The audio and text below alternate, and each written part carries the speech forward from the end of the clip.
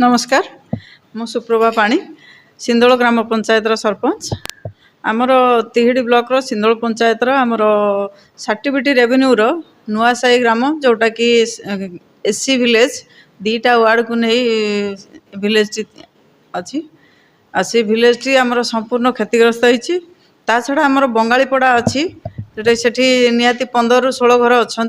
Population 75 ରୁ 100 भितर से माने भी संपूर्ण बर्तमान सुधा भी पानी घेर अच्छा सरकारी सहायता जहाँ थिला आपणकर सुखिला खाद्य ठू आरंभ कर गोखाद्य एवं रंधा खाद्यर जहाँ हमको अनुमति दिखाई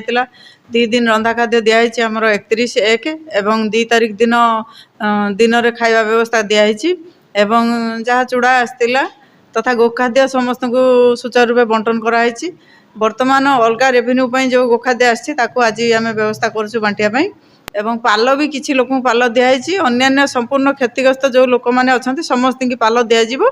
पालर व्यवस्था होती स्थिति बहुत भयंकर थिला सेठू नुआसाही रू पाखापाखि 3 किलोमीटर पूर्वर पूरा जोगाजोग विच्छिन्न होता जोटा कि कौन यातायातर सुविधा नथिला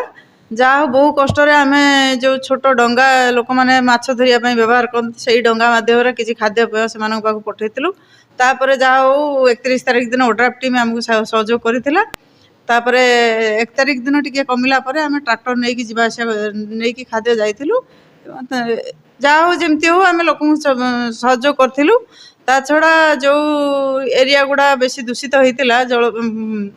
एरिया सबू आम ब्लीचिंग पकईकि सब परिष्कार करूँ टिओल गुड़िक भी जो गुड़ा पानीय जल लोक उपयोग करते से टिओल गुड़ा सब ब्लीचिंग देकी सब सफा कराई तथा आमर जो ब्लीचिंग पड़ू टिओल पानी लोक मैंने उपयोग करना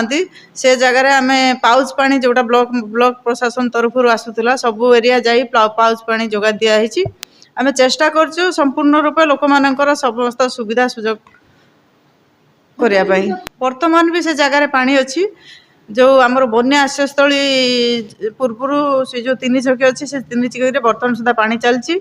आज भी आमर एडीएम सार एवं तहसीलदार सार को भेटी आम सेटा गोटे दाबी रखीचु जे से जगार गोटे पोल हेले बन्या आश्रयस्थली पाखु जो पहुँची होनी वर्षा अधिक बन्या कि बात्या हेले आम से जगह पहुँची होनी से यातायात आमको सुविधा हम।